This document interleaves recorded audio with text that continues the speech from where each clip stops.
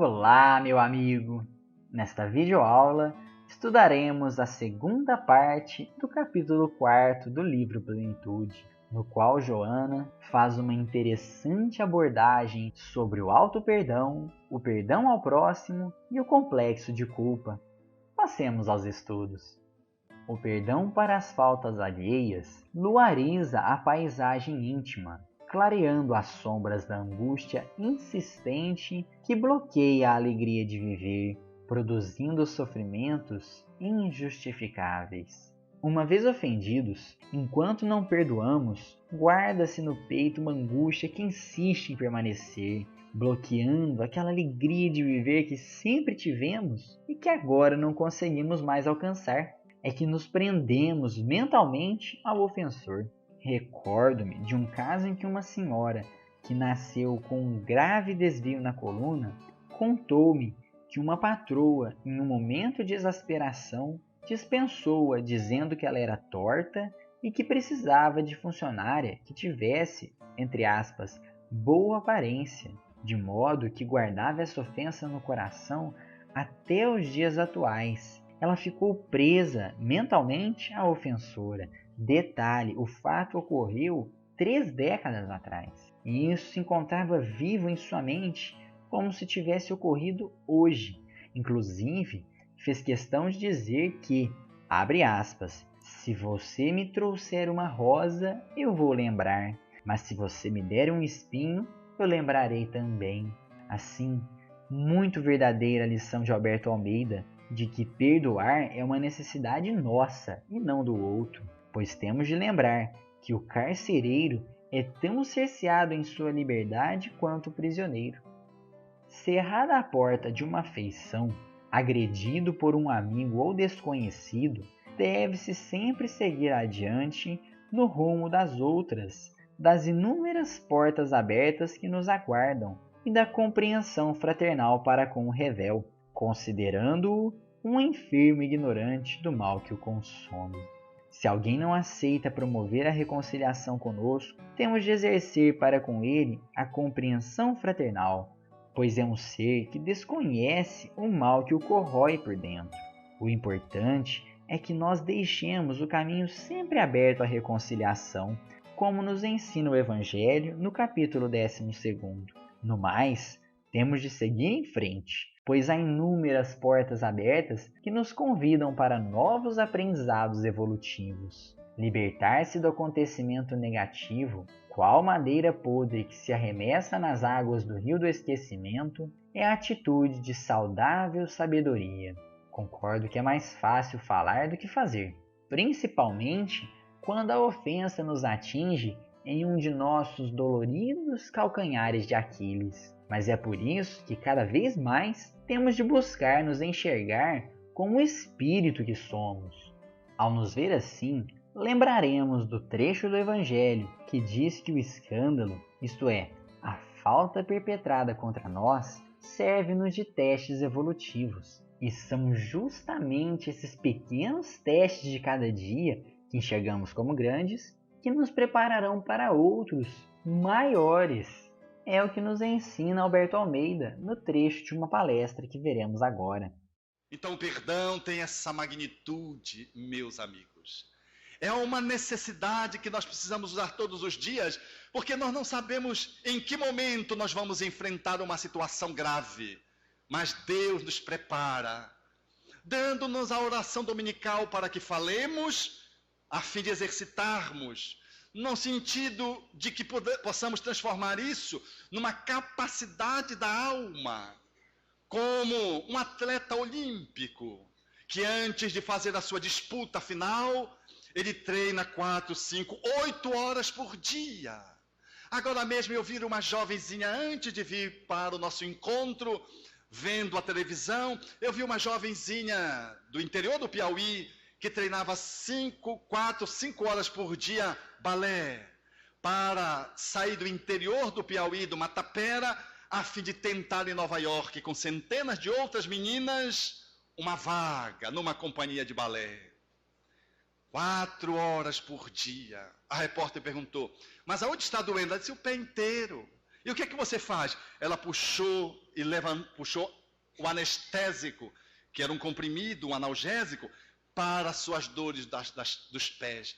Uma meninota que tinha o corpo de uma bailarina e por isso o seu professor no Piauí estimulava para que ela fizesse essa tentativa em função de que desde criança era o seu sonho de criança. Ninguém consegue fazer uma pirueta num palco, numa apresentação clássica, sem ter treinado 6, 4 horas por dia ao longo de anos. Ninguém perdoa se não houver exercitado o perdão no cotidiano. Todos os dias somos chamados a fazer o exercício do perdão ao outro e a nós mesmos.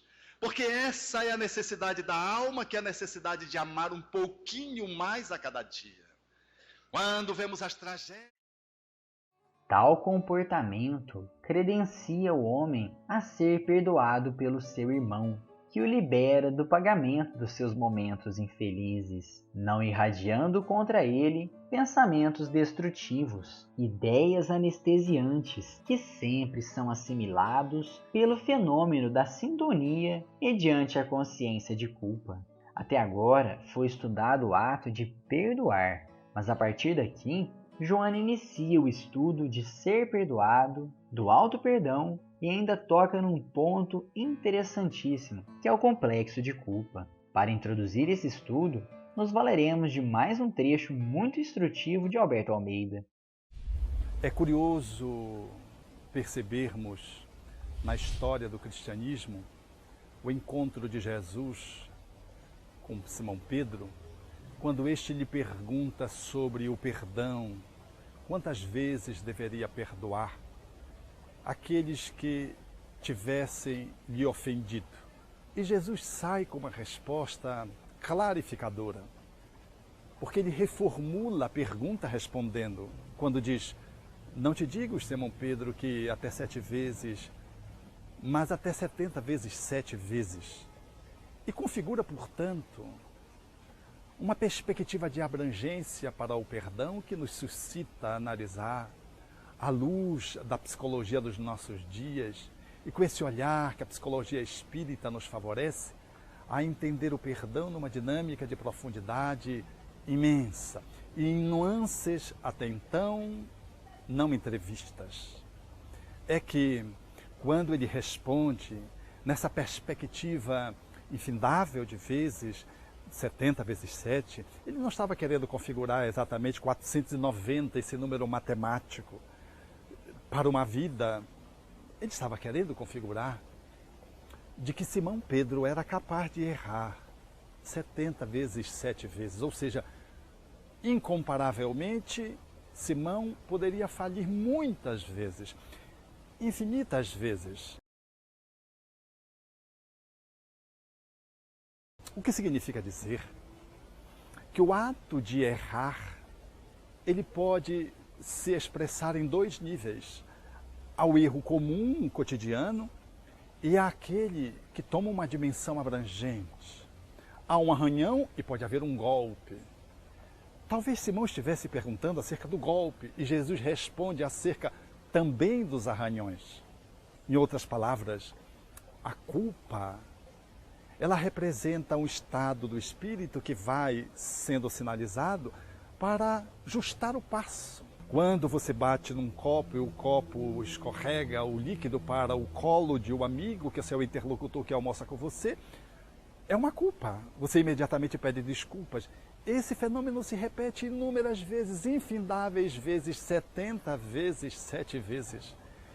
Significando que nós precisamos estar todos os dias ajustando o barco que caminha no leito do rio, procurando colocá-lo no canal, e aonde permite a fluência do amor, aonde favorece que a embarcação flua com mais elegância e com maior velocidade.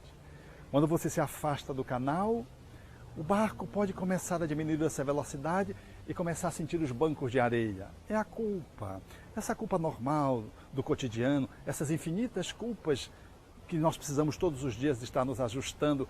Mas se o barco se afasta no leito do rio para a margem, ele encalha. E ao encalhar, vem a culpa tóxica.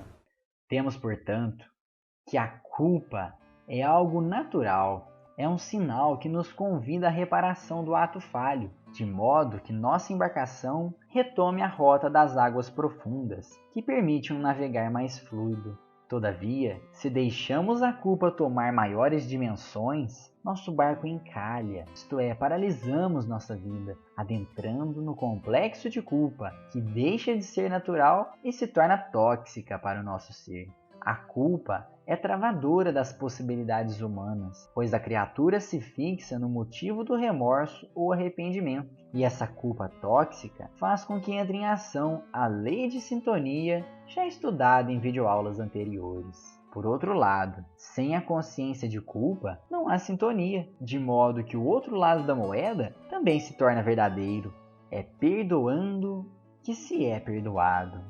Quando alguém se liberta do lixo mental, no caso em estudo, perdoando e se auto-perdoando, por exemplo, começa o seu restabelecimento espiritual e toda uma atividade nova se lhe apresenta favorável, abrindo-lhe espaço para a saúde.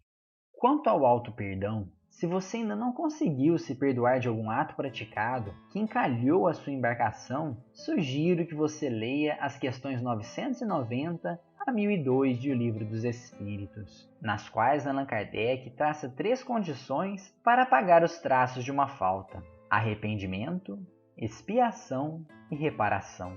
O arrependimento é dar-se conta, perceber que me equivoquei. Expiação é o desconforto ou sofrimento que sinto. E o processo reparador é a atitude do ser que vai e reconstrói. Considerando a fragilidade e imperfeição própria de nosso estágio evolutivo, dar-se a oportunidade da reabilitação é também algo próprio e, além disso, necessário, sem o que a embarcação não torna a se movimentar. Não se trata de falsa tolerância para com os próprios erros, o que seria negligência moral. É redirecionar a postura, como bem nos ensina Joana. O auto-perdão compreende a posição mental a respeito do erro e a satisfação íntima ante a possibilidade de interromper o curso dos males causados.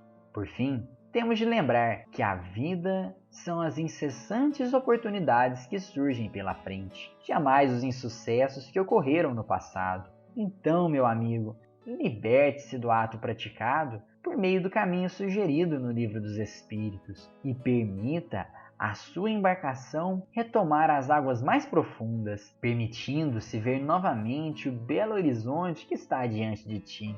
Mas e se, trilhando o caminho da reparação, não encontrarmos receptividade por parte da vítima de nosso ato infeliz? O que fazer?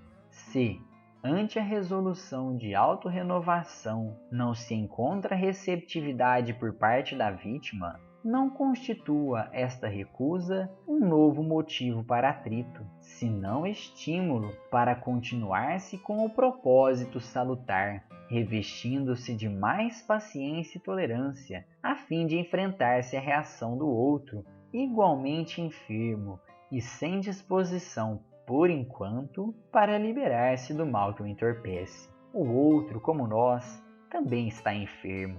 E se só agora que estamos despertando para a necessidade de se liberar do mal, não podemos pretender que o outro já esteja maduro para tanto. Mas Joana faz questão de inserir a expressão por enquanto, pois seu momento também chegará. Afinal, Deus criou todos os homens iguais para a dor. Então, por mais duro que o outro seja, também é afetado. Quando alguém se perdoa, aprende também a desculpar, oferecendo a mesma oportunidade ao seu próximo. O bem-estar que experimenta faculta-lhe a alegria de propiciá-lo ao outro, o ofendido, gerando uma aura de simpatia à sua volta, que se converte em clima de liberação do sofrimento.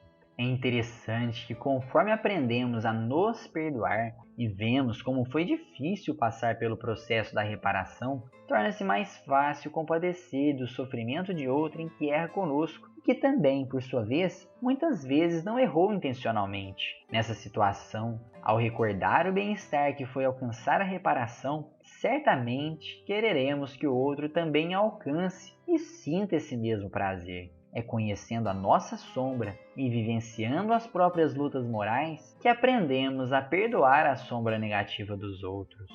A cessação real do sofrimento, portanto, dá-se quando, erradicadas as suas causas, desaparecem os naturais fenômenos das consequências.